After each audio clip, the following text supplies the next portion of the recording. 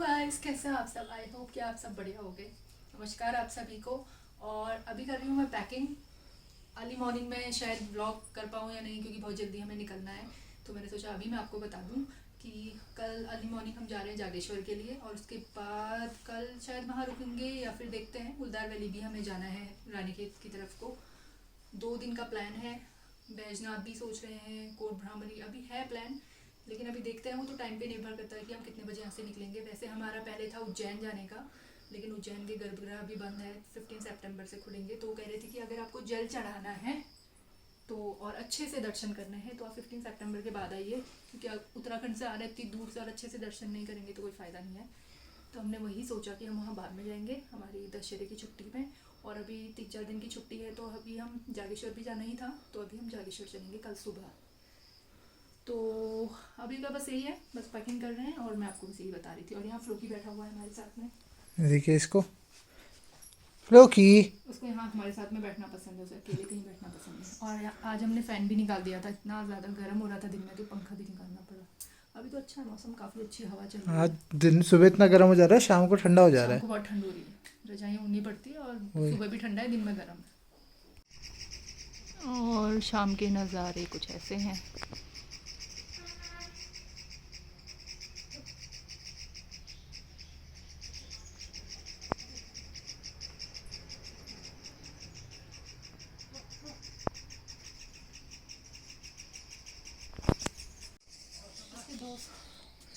देखिए फ्लोकी ऊपर है तो उसके दोस्त ऊपर आना चाहते हैं, लेकिन घर नहीं जाना चाहते। हेलो गाइस, कैसे हैं आप सब। आई होप कि आप सब बढ़िया हो गए। जैसा कि मैंने कल रात को आपको बताया था कि अर्ली मॉर्निंग हम निकल जाएंगे जागेश्वर के लिए, बट रात से ही इतनी तेज़ बारिश है। मतलब अर्ली मॉर्निंग भी बहुत ही बारिश थी, लगभग 8 बजे के आसपास बारिश रुकी है। तो हम यही सोचे थे कि अगर बारिश ऐसे ही कंटिन्यू रहेगी, ज़्यादा तेज़ होगी, तो फिर तो कैसे ही जाएंगे। ज़्यादा तेज़ बारिश में तो जाते नहीं, क्योंकि रोड ब्लॉक होने का भी रहता है डर। फिर बारिश एकदम बंद हो गई थी, हल्की धूप आने लगी, तो हम रेडी हो गए, हमने नहाया, सब तैयार हो गए। तो अब 10:30 हो गया है, हल्की बारिश फिर से स्टार्ट हो गई है। लेकिन अब जब जाना ही है तो अभी हम वेट नहीं करेंगे, अब सीधे निकलते हैं। काय का वेट कर रहे हैं, अब चलिए। चल रहे हैं, बस कैमरा वगैरह चेक कर रहे थे, सब कुछ रख लिया है और बस अब सामान रख लिया है गाड़ी में, तो चलते हैं। तैयार भी हो गई, बारिश भी हल्की हल्की हो रही है। वीडियो पर देखिए आप मौसम कैसा है, बारिश। तो वो सब चलते हैं जल्दी जल्दी। हाँ, चलो। रोड ब्लॉक ना हो जाए इसलिए जल्दी पहुंचने की कोशिश करते हैं। सबसे पहले हम जागेश्वर ही जाएंगे यहाँ से, और देखते हैं अगर वहाँ रुकना पड़े तो रुकेंगे। और हम निकल गए हैं, अभी बारिश तेज़ हो रही है तो हम शॉर्टकट से उतर गए। अभी कुछ खाया नहीं है, मैंने खाना पैक कर लिया है। मंदिर के दर्शन करेंगे, उसके बाद उठाएंगे। जल्दी जल्दी से गाड़ी में बैठते हैं, बारिश तेज़ हो गई, भागो भागो।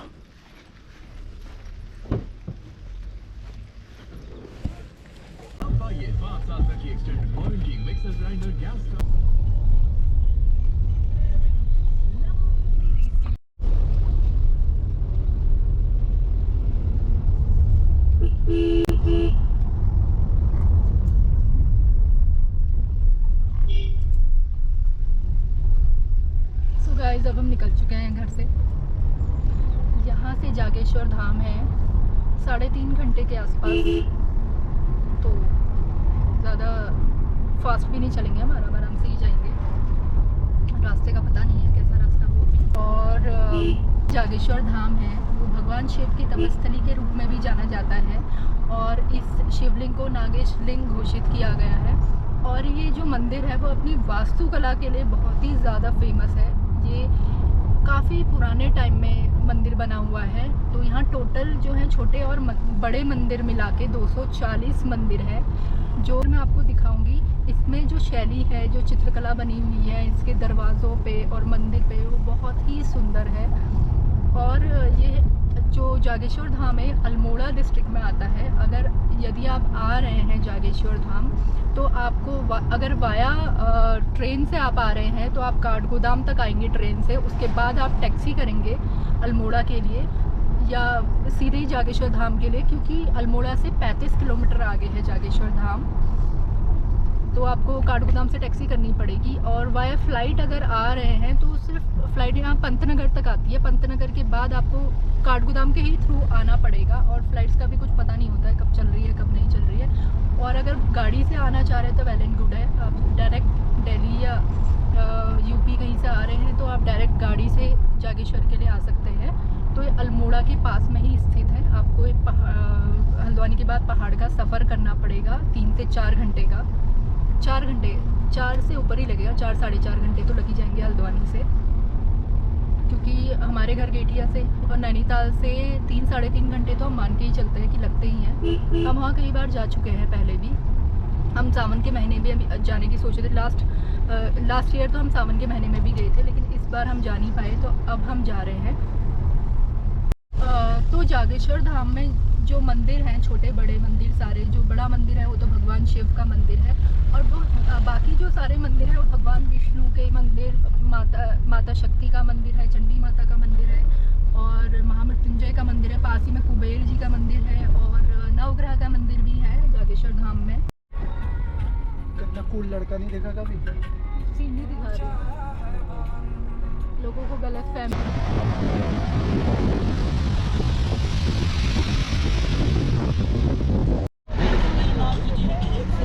और अभी हम पहुंचे हैं कैची धाम में। ये देखिए आज कितनी ज़्यादा भीड़ है, क्योंकि छुट्टी है। दिल्ली में अभी हो रहा है G20 का सम्मेलन, तो उस वजह से छुट्टियां हो रही है। और यहाँ आप देखिए कितनी ज़्यादा भीड़ है कैची धाम में। आज फ्राइडे है जबकि, और आप देख ही रहे हैं कितनी भीड़ हो रही है। और आज लोकल लोग भी हैं, कई लोग बाहर से भी हैं। पूरा गेट तक लाइन लगी हुई है।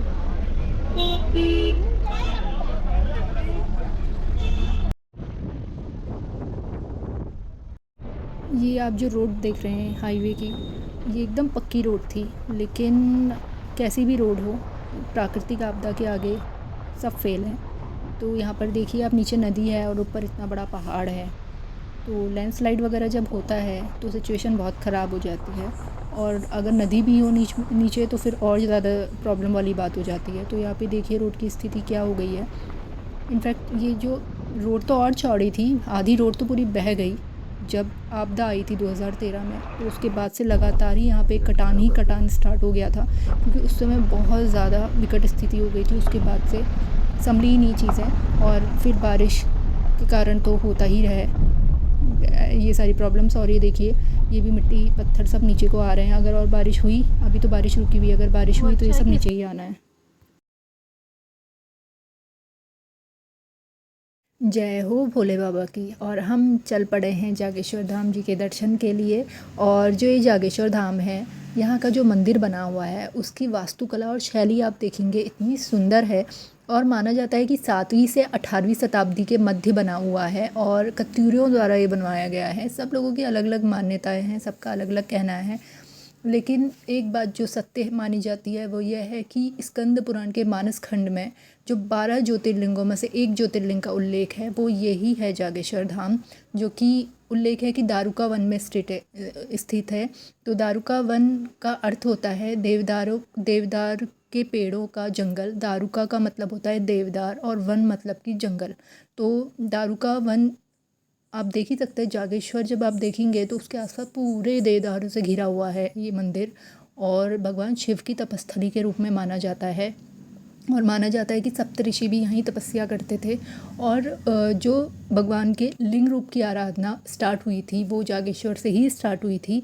और बहुत सुंदर ये मंदिर है। और इसके पास में जटागंगा नदी बहती है, जो कि काफ़ी पवित्र मानी जाती है। और इस एरिया में देखिए कितना ज़्यादा लैंडस्लाइड हुआ है। मैं पहली बार, इतनी बार अल्मोड़ा गई हूँ, लेकिन पहली बार यहाँ पर इतना लैंडस्लाइड देख रही हूँ। जगह ही पहचान में नहीं आ रही है बिल्कुल भी। और अभी भी आ ही रहे पत्थर, देखिए नीचे तो इधर को बारिश नहीं है, वरना सिचुएशन और ख़राब हो जाती है। और अभी जहाँ हम हैं वहाँ से अल्मोड़ा 13 किलोमीटर है, और उससे आगे है जागेश्वर। अल्मोड़ा डिस्ट्रिक्ट अब स्टार्ट हो गया है। बोर्ड लगा है कसार देवी, अल्मोड़ा, डियर पार्क, और कटार में सन टेम्पल भी अल्मोड़ा के पास में ही है। अगर वक्त लगेगा तो हम वहाँ भी जाने की कोशिश करेंगे।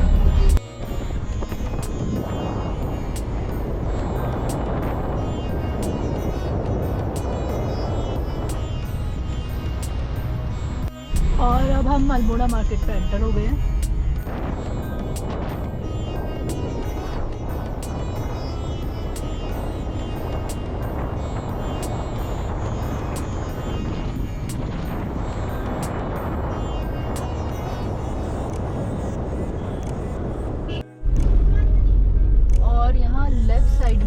ऊपर जाके ज़ू है यहाँ का, जो कि हम आए थे यहाँ के ज़ू जब हम जागेश्वर गए थे लास्ट टाइम, तो हम ज़ू भी गए थे क्योंकि हम जागेश्वर में ही रुके थे। ये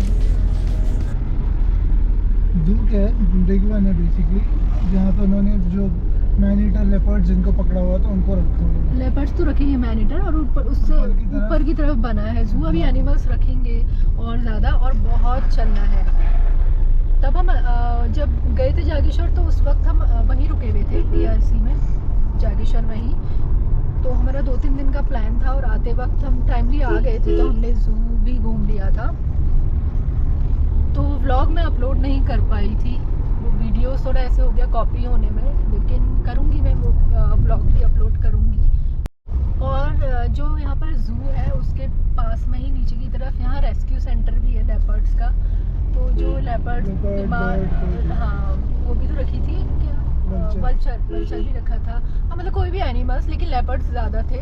जैसे कि कुछ मैनीटर हो गए थे और कुछ को चोट लगी हुई थी, किसी के कैटरेक्ट था आँखों में, तो वैसे लेपर्ड्स रखे हुए थे। और मैं आपको ये बता रही थी कि अगर आप अल्मोड़ा की साइड आने का प्लान करें, मतलब वैसे तो पहाड़ में और भी बहुत खूबसूरत जगह है, इसके अलावा भी अल्मोड़ा तो है ही खूबसूरत, और पिथौरागढ़ में तो मुंशियारी, धारचूला ये सब खूबसूरत ही है, लेकिन वो काफ़ी दूर हो जाता है, उसके लिए आपको ज़्यादा टाइम निकाल के आना पड़ता है। तो अगर आप नैनीताल के अलावा कहीं और घूमना चाहते हैं तो उसके लिए सातताल हो गया, भीमताल जो कि नैनीताल के पास में ही है, और थोड़ा सा और दूर जाना चाहेंगे थोड़ा और दिन निकाल के तो कौसानी, बैजनाथ, रानीखेत ये भी हैं। और अल्मोड़ा में अगर घूमेंगे तो अल्मोड़ा में है कसार देवी में टेंपल भी है, और बहुत ही सुंदर वहाँ से व्यू आता है, और कैफ़े वगैरह भी अच्छे हैं। और अल्मोड़ा के पास में जागेश्वर तो है ही, और कैंची धाम है यहाँ पर।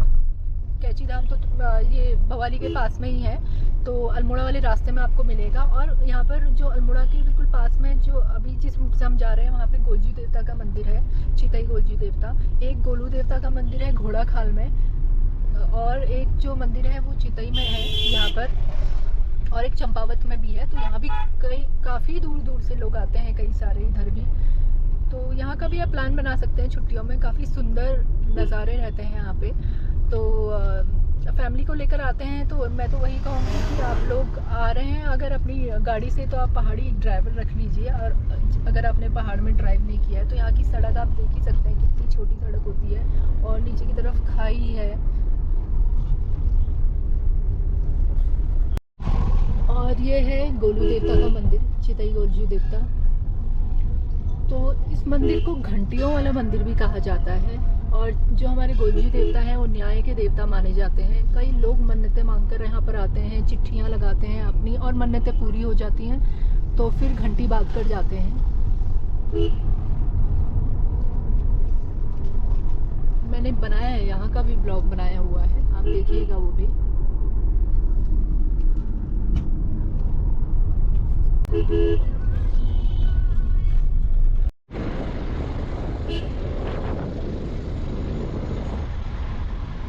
ये जो लेफ्ट में रास्ता जा रहा है, ये जा रहा है पिथौरागढ़ की तरफ, और यहाँ से ही रास्ता है वृद्ध जागेश्वर का भी रास्ता कटता है एक जगह से। तो आज तो अभी देखते हैं वृद्ध जागेश्वर का। लास्ट टाइम जब हम आए थे वृद्ध जागेश्वर भी गए थे, थोड़ा दूर है यहाँ से, और ये रूट गया जागेश्वर की तरफ। तो अभी हम जा रहे हैं जागेश्वर। अब बस यहाँ से कुछ ही किलोमीटर से, कितना लिखा था, 5-6 किलोमीटर।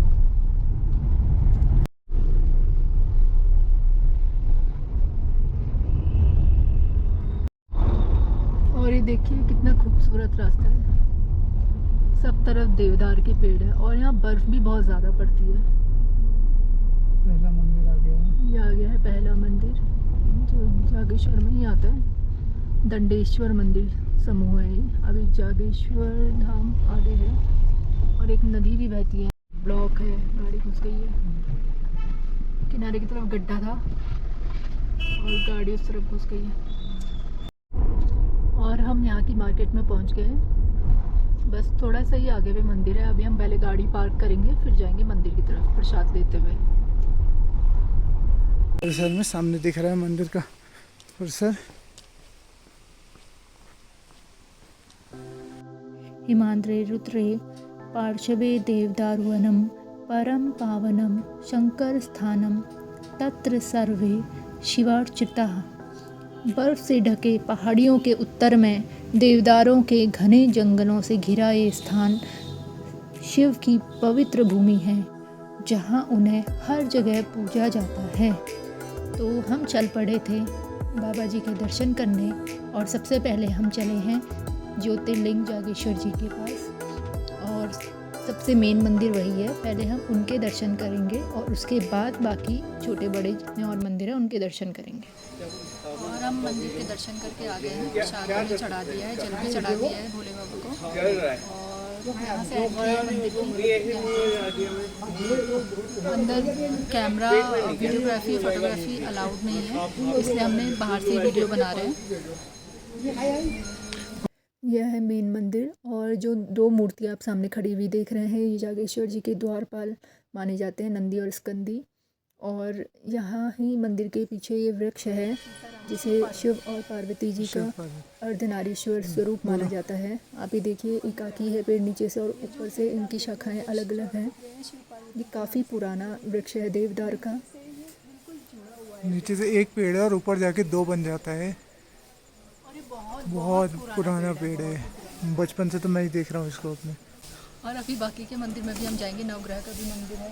अभी मैं किसी भी देखते रह रही हूँ क्योंकि बंदर भी घूम रहा है, तो प्रसाद बचाते हुए चलना पड़ेगा। और इतना अच्छा लगता है यहाँ पे, बहुत ही अच्छा अनुभव होता है यहाँ पर आकर। अलग शांति रहती है। पेड़ है और पास में यहाँ पे ब्रह्मकुंड भी है, वो भी अभी आपको दिखाएंगे। और नदी भी बहती है बगल में। और थोड़ा सा बाहर जाके, थोड़ा रोड से हम आगे की तरफ जाएंगे तो कुबेर जी का भी मंदिर है।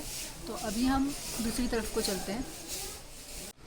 और यहाँ पर पुष्टि माता का मंदिर है, उनके भी दर्शन कर कर हम आए। ये भी एक शक्तिपीठ है, यहाँ पर माता की उंगली गिरी थी, सती माता की। माता ये सब आपको पता ही होगा। जब सती माँ का देहांत हो गया था, उनकी शव को लेकर भगवान शिव घूम रहे थे, तो भगवान विष्णु ने अपना चक्र चलाया, क्योंकि उनसे उनकी पीड़ा देखी नहीं जा रही थी। और वो शव को लेके वो पूरी धरती तहस नहस कर देते। इस वजह से भगवान विष्णु ने चक्र चलाया, और चक्र के चलने के बाद उनके शरीर के पार्ट्स अलग अलग जगहों पे गिर गए माता सती के। तो जहाँ जहाँ पे उनके शरीर के अंग गिरे वहाँ शक्तिपीठ बन गए हैं। तो यहाँ पर माता पार्वती की उंगली गिरी थी, माता सती की उंगली गिरी थी, यहाँ पे मंदिर बना है। यहाँ से आप देखिए, अभी हम जिस टाइम पे आए हैं, हम दिन में अभी पहुँचे हैं 2-2:30 बजे के बाद। तो अभी थोड़ा भीड़ कम है, वरना यहाँ बहुत ज़्यादा भीड़ है। तो सावन के महीने में तो बहुत लंबी लाइन लगती है, दर्शन भी बहुत मुश्किल हो जाते हैं। अभी हम बहुत इत्मीनान से यहाँ पे घूम पा रहे हैं और दर्शन कर पा रहे हैं। और कितना सुंदर मंदिर है, कितनी। तो जैसा कि मैं आपको बता रही थी कि यहाँ मेन मंदिर के अलावा और भी मंदिर है, जैसे दक्षिणमुखी हनुमान जी का मंदिर है, नैना देवी का मंदिर है, पुष्टि माता का मंदिर है, बटुक भैरवनाथ जी का मंदिर है, और नवग्रह का मंदिर है, सूर्यदेव का मंदिर है, केदारनाथ जी का मंदिर है। तो जो ये केदारनाथ जी का मंदिर यहाँ पर है, ये केदारनाथ जी पशुपतिनाथ नेपाल का एक अंश कहा जाता है। यह शिव का दक्षिणमुखी मंदिर है। और यहाँ पे महामृत्युंजय जी का भी मंदिर है, महामृत्युंजय मंदिर है। और यह है कमलकुंड। अपनी मन्नत मांगिए और इसमें कॉइन फेंकिए, और अगर कॉइन पत्ते पे अटक गया तो आपकी मन्नत पूरी हो जाएगी जी। अभी हमने सिक्का फेंका है तो वहाँ पे अटका हुआ है। एक सिक्का यहाँ हमारा अटक गया है ये। और ये देखिए कमल खिल रहे हैं, कितने सुंदर। और यहाँ पे ये नदी बहती है साथ में, जो हम बता रहे थे आपको, बगल में ये पूरी नदी।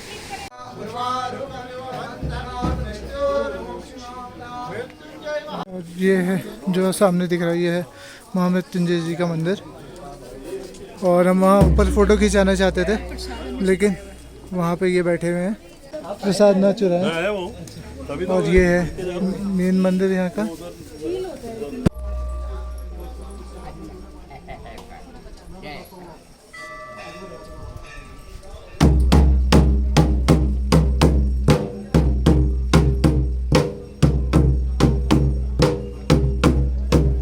और अब दर्शन हो गए हैं, प्रसाद ले लिया है वापस, और अब गाड़ी की ओर जा रहे हैं।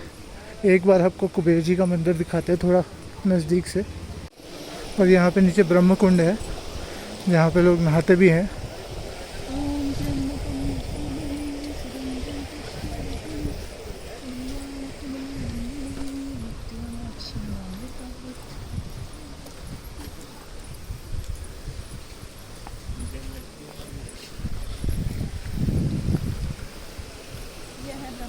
और यहाँ है ब्रह्म स्नान कुंड। करके जो पहले घर से नीचे स्नान ना करके आए हैं, जो घर से नहीं नहाता है वो यहाँ आके स्नान करता है और फिर मंदिर के दर्शन करता है। या तो आप यहाँ स्नान करना है तो फिर बहुत जल्दी आइए, या यहीं रुकेंगे तब आप यहाँ स्नान करके, क्योंकि हम तो वैसे ही दिन में पहुँचे तो फिर कहाँ यहाँ स्नान, हम लोग घर से स्नान करके आ गए थे। तो मैं यहाँ लोग स्नान करता हूँ, उसके बाद मंदिर के दर्शन के लिए जाते हैं। तो कुबेर जी का और मंदिर है, सामने है काफ़ी कुबेर जी ऊपर का है मंदिर। सीढ़ियों से। तो अभी हम यहाँ से चलेंगे, कुबेर जी को यहीं से प्रणाम कर देते हैं, क्योंकि काफ़ी लेट हो गया है, अब 4:30 हो गए हैं। अभी हमने कहीं रहने के लिए बुकिंग नहीं कराई है, तो और कुछ खाना भी है, खाना तो चलो वो सेकेंडरी बात है। और भोलेनाथ आप सबकी मनोकामनाएं पूरी करे और आप सब लोग भी यहाँ आ पाएँ दर्शन के लिए।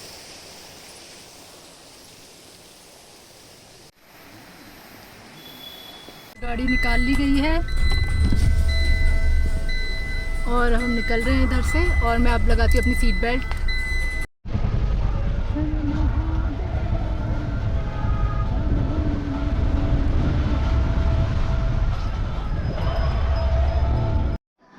और अभी यहाँ रुके हैं, कुछ खा लेते हैं क्योंकि सुबह से कुछ खाया नहीं है।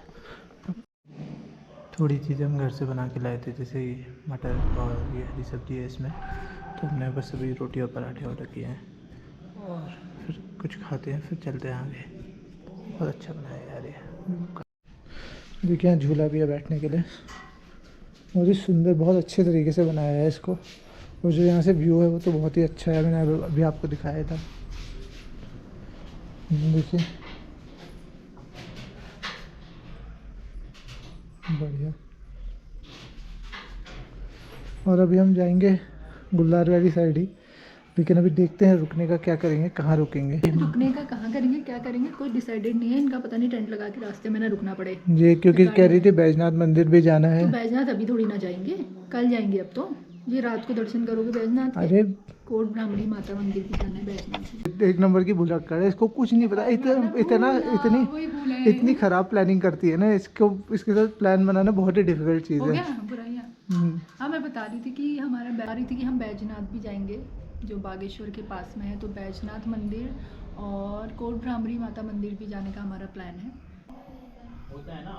What a beautiful view. और अब खा लिया है और अब चलते हैं। तुम तब तक पूछो कितना हो, मैं गाड़ी में रख के आ रहा हूँ। ये भी बड़ा सही लगा।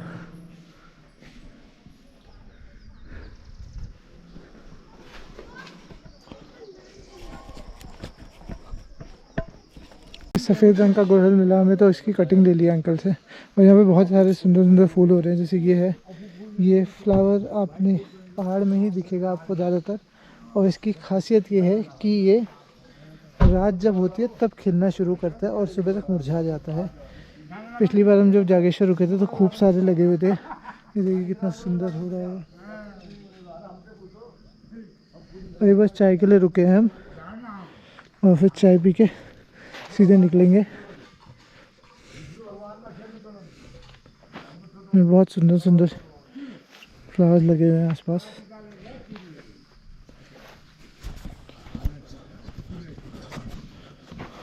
अगर तुम्हारा मोदर जाग से यो लाल देखिए आपके। और आगे मेरी बढ़िया पहाड़ी चाय, मेरा चाय के काम नहीं चलता ना। और जागेश्वर से आते वक्त, वापस आते वक्त, जाते वक्त भी पड़ती है जगह, लेकिन ये एक जगह है जहाँ पे पेंटेड रॉक शेल्टर है। भी है यहाँ से ऊपर है आर्कियोलॉजिकल म्यूजियम शायद, और एक मंदिर भी है।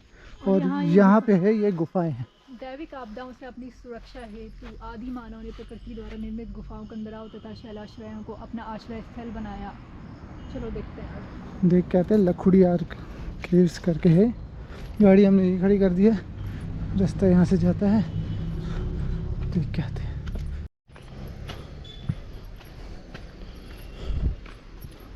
और नीचे नदी है। ये देखिए आप, डिज़ाइन बिल्कुल शेषनाग की तरह बना हुआ है। और ये कवरिंग है, सब प्रोटेक्टेड मॉन्यूमेंट, संरक्षित स्मारक है।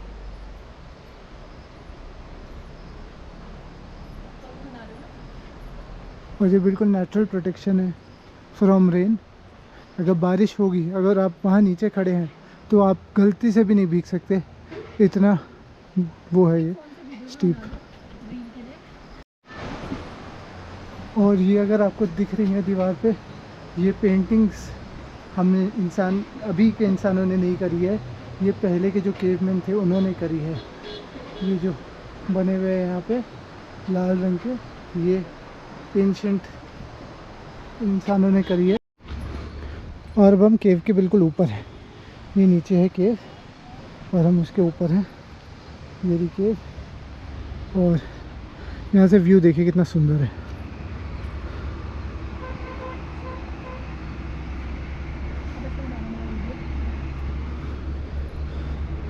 ये देखिए इनको व्यू इतना पसंद आ गया कि नाचने लग गई हैं। नाचते नाचते गिर ना जाऊँ कहीं और नीचे। चलो बेटा, बहुत दूर जाना है अभी, तो चलते हैं। इसने केव्स नहीं देखी थी तो इसलिए हम रुक गए थे, अब चलते हैं वापस। गाइस ये है हमारा डे 1। मैं बाद में एडिटिंग करनी पड़े, इससे अच्छा पहले ही बता देती, क्योंकि डे 1 में अभी आज हमारे इतना सारे वीडियोस पार्ट 1 हमारा जो। तो अभी तो 3 घंटे लगेंगे हमें बैजनाथ पहुंचने में। पहले हम डिसाइड नहीं कर पा रहे थे कि हम डायरेक्ट बैजनाथ जाएं, तो अब हम निकल चुके हैं इससे पहले कि और लेट हो। अब हम रास्ते में कहीं नहीं रुकेंगे, और इससे पहले कि लेट हो हम रास्ते में कहीं नहीं रुकेंगे। खाना हमारा हो गया है, केव भी हमने देख ली है, बस पेट्रोल और भरवाना है अभी तो फ़िलहाल के लिए है, आगे जाके देखेंगे। और बाकी TRH में बात हो ही गई है, उन्होंने बोला था कि आप आके देख लेना रूम आपको कौन सा चाहिए, अवेलेबल है रूम्स तो अभी, तो ऐसी कोई दिक्कत नहीं है। और शॉर्टेज होगी तो हमें कॉल कर देंगे, नंबर तो दे ही दिया है। पहले तो हम डिसाइड नहीं कर पा रहे थे कि कौसानी रुके या बैजनाथ रुके। कौसानी से कितना, आधे घंटे का है ना रास्ता? आधे घंटा 40 मिनट ही दिखा रहा है। आधा घंटा 40 मिनट दिखा रहा है कौसानी से। वहाँ से अर्ली मॉर्निंग का व्यू बहुत अच्छा है, अच्छा आता है सनराइज़ का। हिमालयाज़ पे बहुत अच्छा व्यू आता है वहाँ से। तो हिमालयाज़ पे रेस पड़ती है सन की अर्ली मॉर्निंग में, लेकिन आजकल तो मौसम ऐसा है नहीं कि हिमालयाज़ दिखें। और फिर यह है कि हमारा मेन पर्पज़ अभी मंदिर जाने का है बैजनाथ बाबा के और कोट ब्राह्मणी माता के मंदिर के दर्शन के लिए। तो ऐसा ना हो कि फिर सुबह हम फिर से लेट हो जाएं। कम से कम बैजनाथ में रुकेंगे तो आराम से सुबह जाके दर्शन कर लेंगे, उसके बाद देखेंगे जहाँ जाना है। गुलदार वैली भी अभी नहीं जाएंगे, वो भी वापसी के समय ही देखेंगे, क्योंकि वहाँ से भी काफ़ी दूर है। जब यहीं से 3 घंटे का है तो हम रात में ही पहुँचेंगे, इसलिए मैंने सोचा कि मैं आप लोगों को बता दूं कि इस व्लॉग का एंड मैं यहीं पर कर रही हूँ। उसका नेक्स्ट व्लॉग फिर हम स्टार्ट करेंगे। सो गाइज फिर मिलते हैं आपसे। आई होप कि आपको हमारा ब्लॉग पसंद आएगा। Please do like share and subscribe to our YouTube channel, और बने रहिएगा। अभी आगे के व्लॉग्स भी देखिएगा। अभी बैजनाथ मंदिर, कोट ब्राह्मणी माता का मंदिर, और फिर गुलदार वैली का। गुलदार वैली में मैंने आपको लेपर्ड्स दिखाने हैं, लेपर्ड के बच्चे जो अब बड़े हो गए होंगे। जब हम गए थे तो बहुत छोटे थे। आपने मेरा व्लॉग भी देखा ही होगा, अगर नहीं देखा है तो प्लीज़ जाइए मेरे चैनल पर और देखिए गुलदार वैली का व्लॉग। और फिर मिलते हैं आपसे। Bye bye, take care. और घंटी बजा दीजिएगा। कौन सी घंटी? मैं बताती हूँ। Bell icon. जब आप सब्सक्राइब करेंगे तो बेल आइकन है उसके बगल में, वो उस बेल आइकन पे आप क्लिक करेंगे तो आपको नोटिफिकेशंस आती रहेंगी मेरे